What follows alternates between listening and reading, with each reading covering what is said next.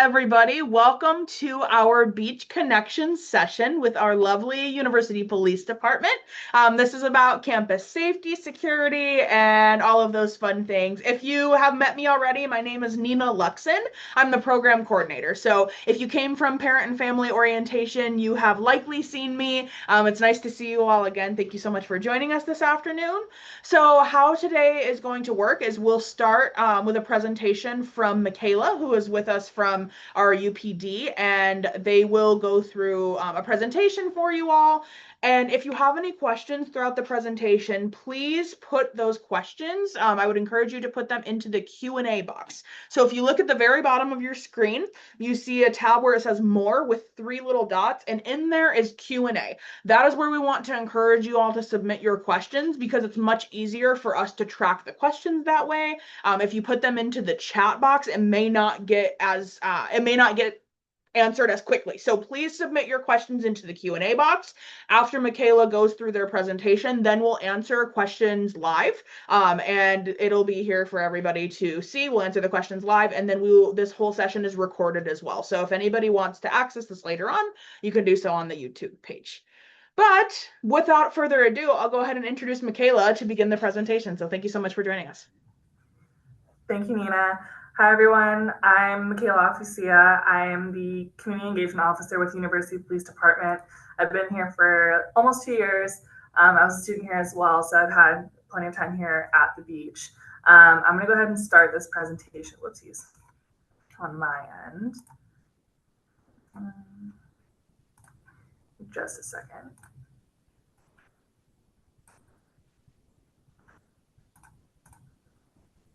All right, so the University Police Department, campus safety. Little bit about us. We are here 24/7. If you haven't been to our station, we are located across from the Student Rec and Wellness Center in parking lot E5. Our non-emergency line is posted up here. I strongly encourage everyone to have this number saved in their phone in case anything ever happens on campus. Obviously, there is 911, but this line will go to the same areas for dispatch, just to help reroute the traffic of calls coming in and everything. Again, like 24/7, we're active. We have officers on campus. We also have dispatchers all the time. We function like a regular police department where we have a lot of those same aspects. We have patrol, detectives, dispatch. We have our K9 unit. If you can see this little dog over here, this is K9 Porto. He is a firearms detection and bomb dog, so he only goes for sniffing out explosives. We deploy him a lot for when we have large scale events, such as graduation that we had a few months ago, as well as any of the large events in the pyramid for, like, say, a game. We'll send Porto out for those. We also have a team called CAST, which is very unique to us. It's 2 social workers, actually, who will go out with us to mental health calls. They have the ability to go out before us, and they can help talk down a situation with us standing by, or officers can go out first just to make sure that everything is saved. And then CAST will come in and they will take care of things on their end. Community service officers, those are our student workers. They're in charge of escorts throughout the night, taking people to and from areas for safety escorts, as well as locking up buildings. And then emergency management preparedness. We have a whole team designated to that.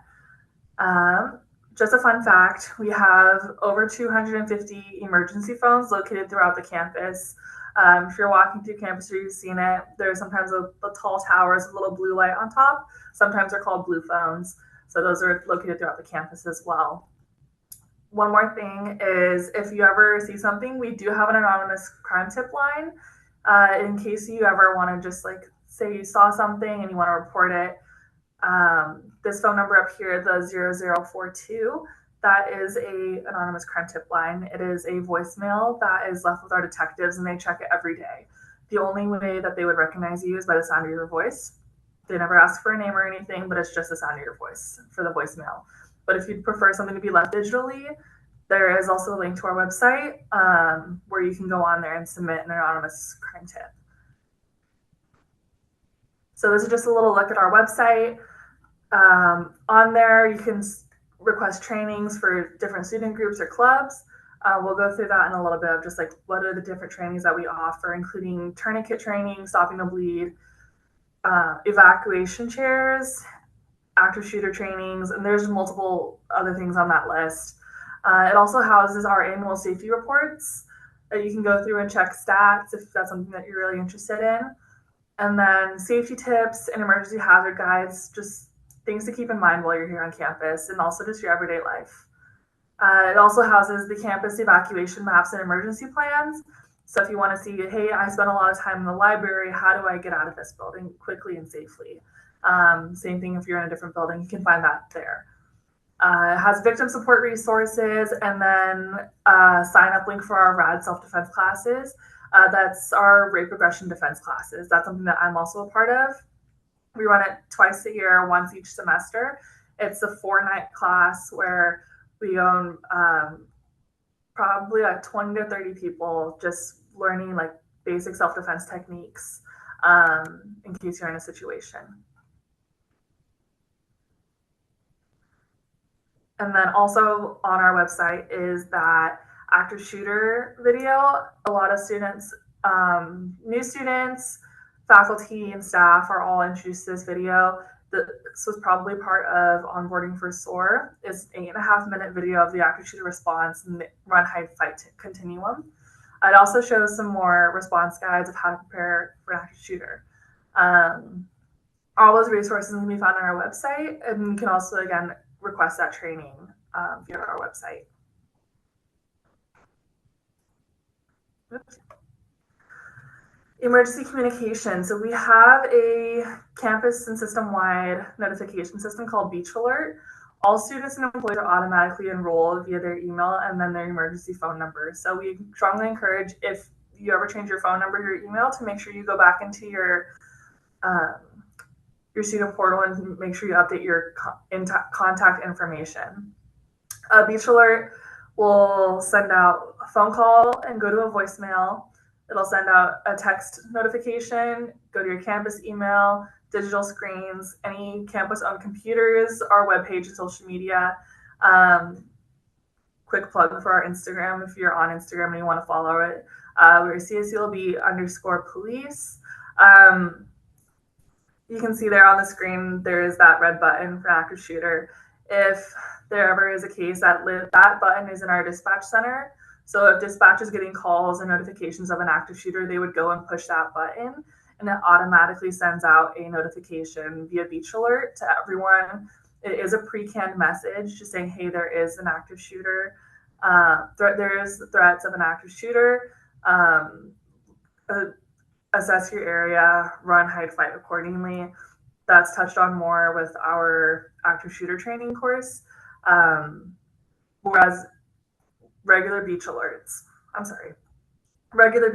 are something that are typed out, whether we get power outages or something that like we really need to get a lot of information out to the campus very quickly. If there ever is a situation where you don't feel like it is safe to make an actual phone call and be talking to someone on dispatch, what you can do is you can also text to 911. This will allow you to be quiet in an area, and you can just type to 911 in your phone, sending out a message, and you can just type up your message there. Some things to include is some descriptions of the location you're in, of what's going on. That is some things that dispatch is going to look at. So here's a picture of some of the blue phones that we have on campus. Little towers that are throughout campus. These ones are outside. There's also call boxes throughout some of the buildings. These also can be found inside of the elevators. Every one of the blue phones is a direct line to our dispatch center, which also operates 24/7. So we have these posted up throughout campus, and one thing a lot of people will use them for is to request that safety escort, which we'll talk about in a little bit. One thing to keep in mind is probably just keep note in your mind of, hey, there's a blue phone over here in case something I need to do.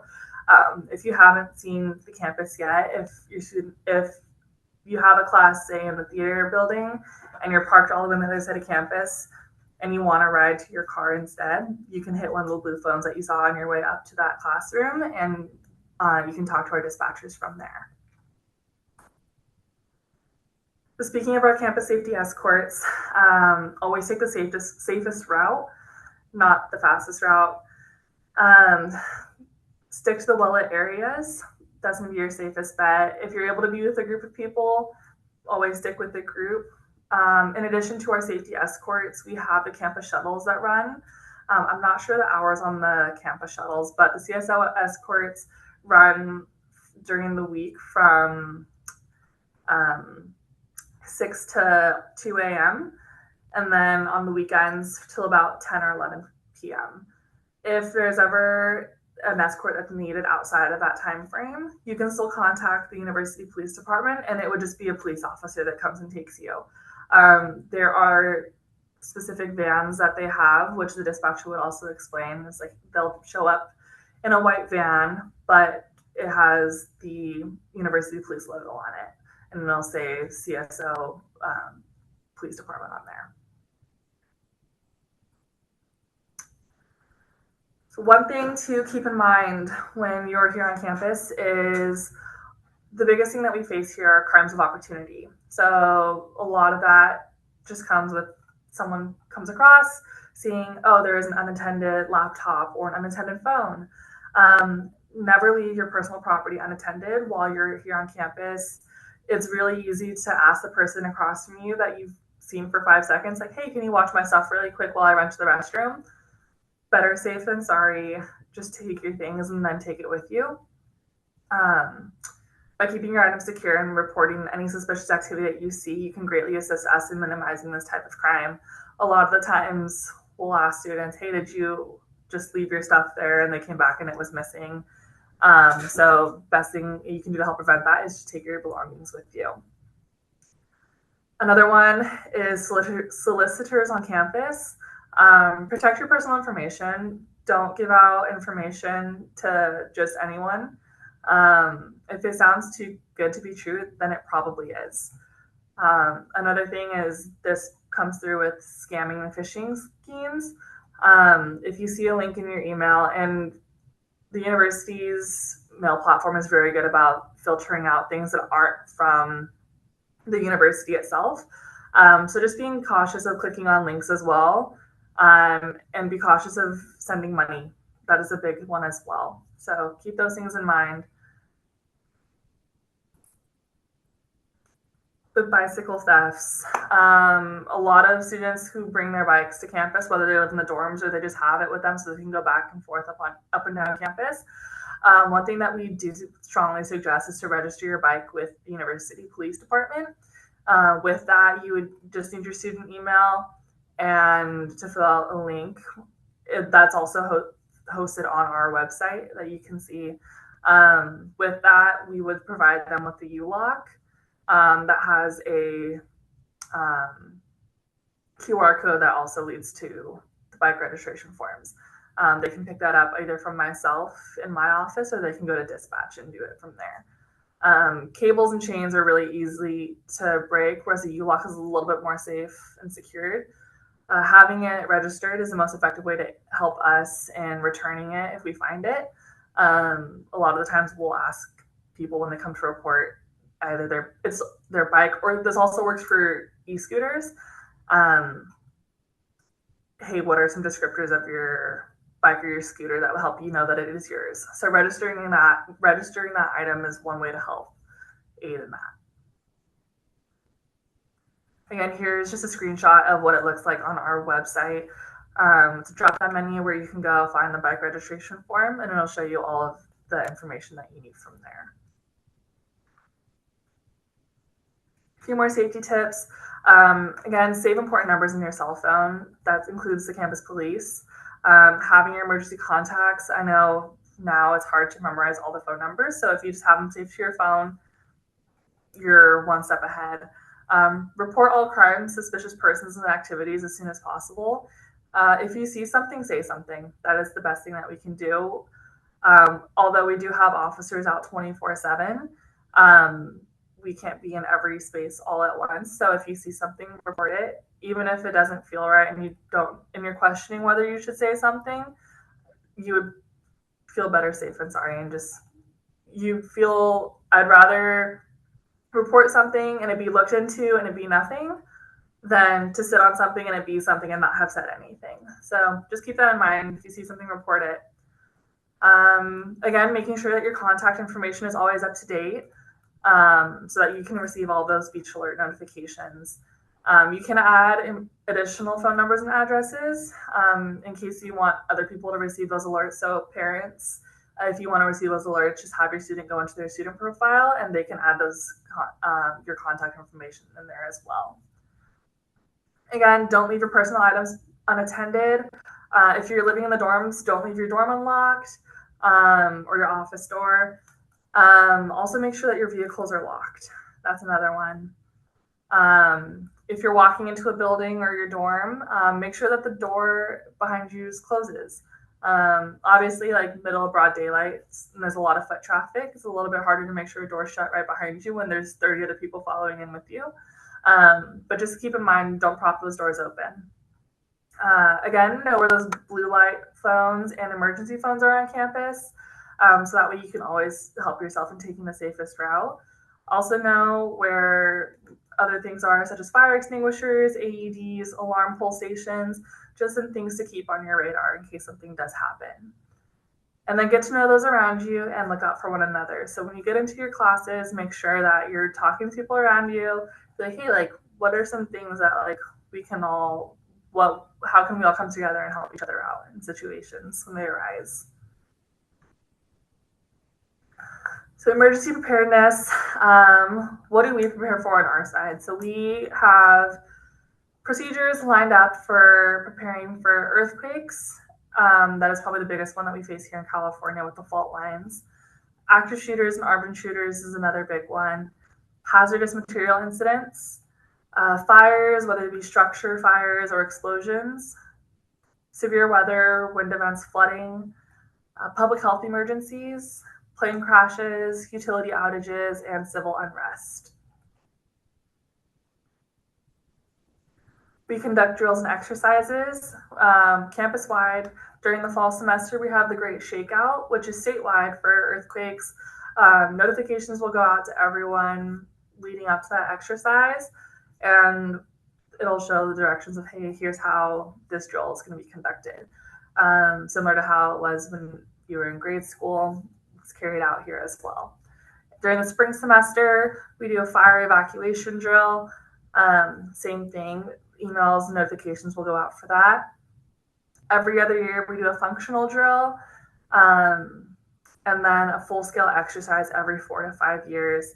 This past week, actually, the whole department, we had an active shooter training exercise where we took up part of the theater arts buildings, and the department, we practiced for the threat of an active shooter. So that was a full-scale exercise that we had on our end, also to keep up with our training.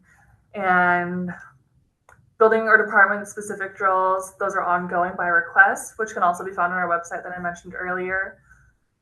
And all drills are a chance to practice and improve our response plans and actions. It's easy to look at the drill and see like, well, I know how to drop, hold, and cover for an earthquake, but I don't really want to practice it. It's an opportunity for you to do so. So we strongly encourage that when those alerts do go out to participate as well. When it comes to evacuations, this is a big one.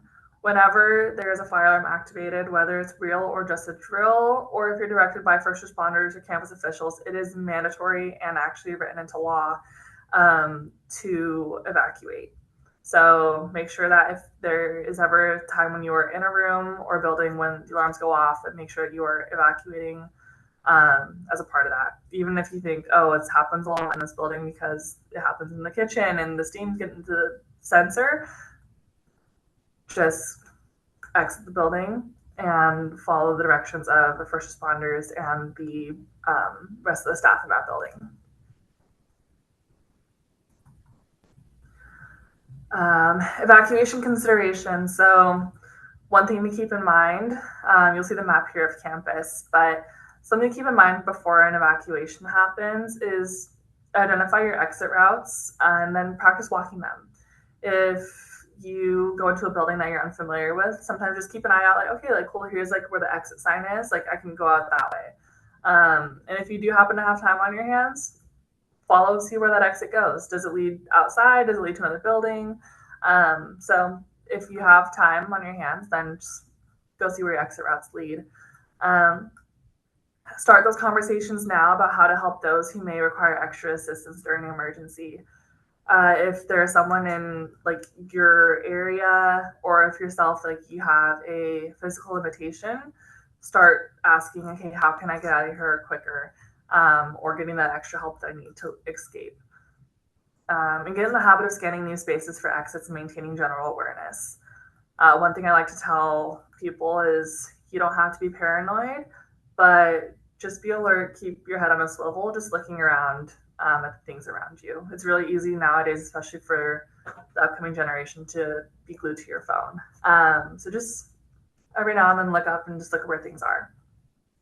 During an evacuation, when the alarms go off, stop what you're doing and leave. Like we said earlier, it is written into law.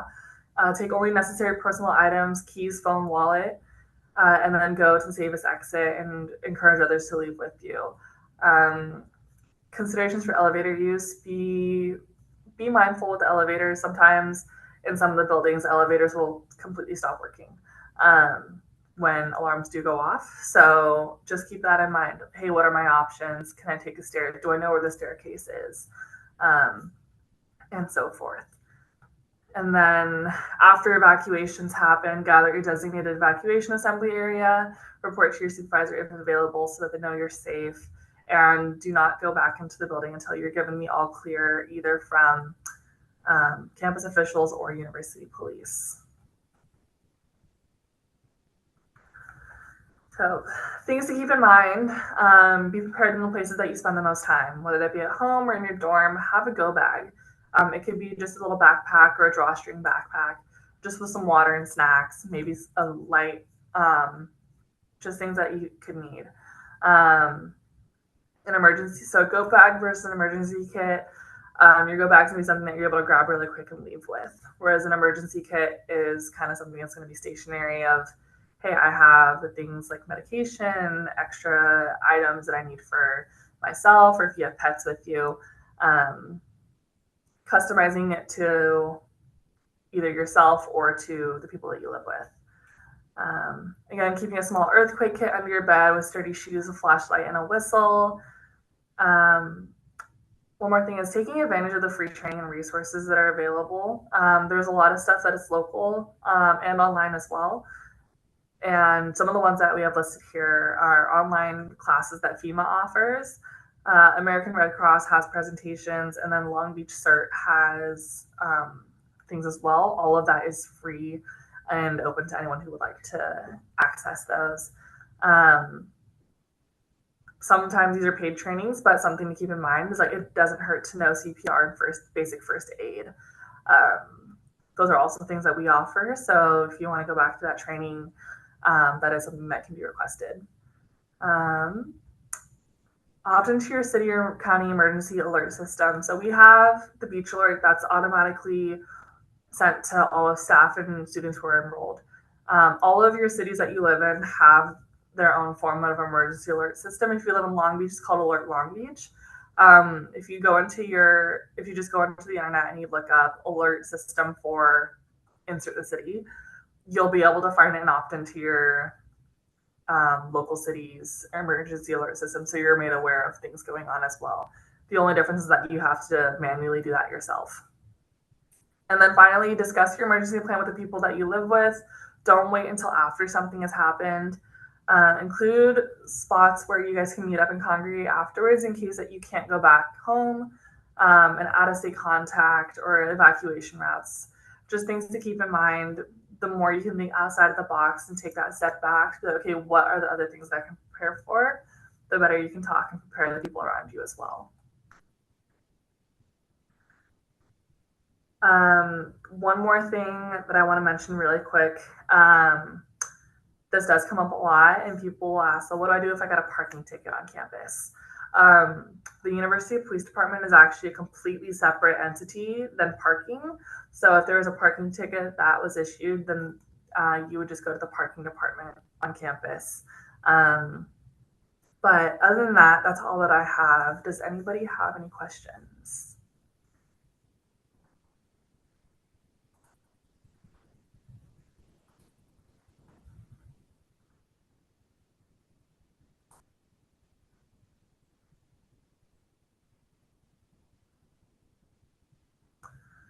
Okay, we do have a question. The question, it says, will the evacuation map be updated to all due to all the new construction? It appears that Parkside North and La Playa areas are built on two of the meeting areas. Yes, so that's going to be updated right now. I've been speaking with our management emergency manager, and that is something that's going to be looked at as well. Can the safety escorts take my student to beachside? Yes. So our community service officers do safety escorts specifically from areas on campus to the dorms or to students' vehicles, including beachside.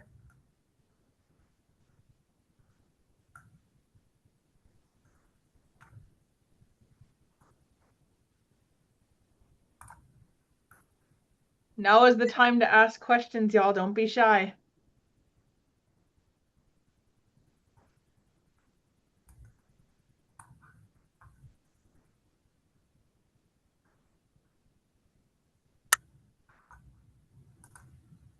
Or if anybody needs to unmute to ask a question, you can do that as well.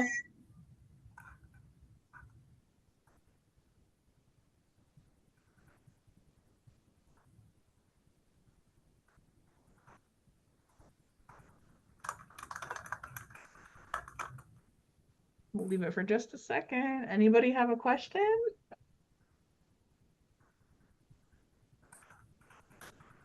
I'm going to send our link to our PD.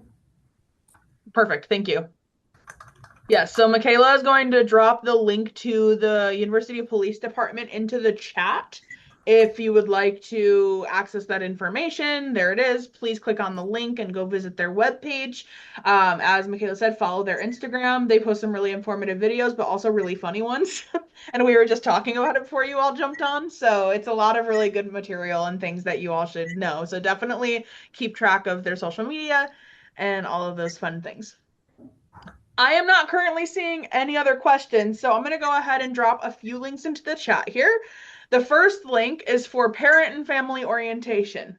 If you have not joined us for parent and family orientation, tomorrow is our last day. So please jump in and join us. We would really like to see you. We cover a lot of really helpful information for parents and families to know. The second link is for our Beach Family newsletter. That is our parent and family newsletter, a bi-weekly free newsletter that lays out everything you need to know about what's going on campus for parents and families. And then lastly, this presentation was recorded, as are all of our Beach Connection sessions, and they're all posted onto our YouTube page. So that third link will take you to our YouTube page. If you have any further questions, you can contact the UPD directly, or you can reach out to me, and I am happy to connect you all through the parent and family programs email. But if we have no further questions, we really appreciate your time. Thank you so much, Michaela. Is there anything else you want to say before we jump off? No, just everyone have a great semester, and excited to see everybody on board. Yes. Have a great semester, everybody. Thank you so much for joining.